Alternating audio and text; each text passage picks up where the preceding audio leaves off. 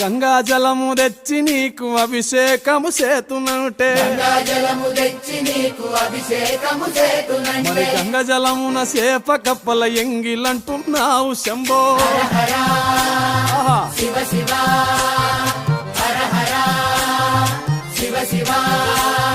సాంబ శివ నీదు మహిమ ఎన్నటికీ తెలియదాయే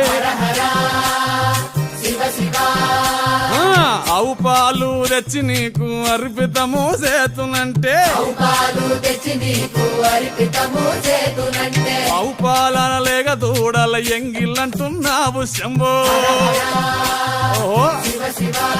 గట్టిగా అదే సాంబ శివ నీదు మహిమ ఎన్నటికీ తెలియదాయే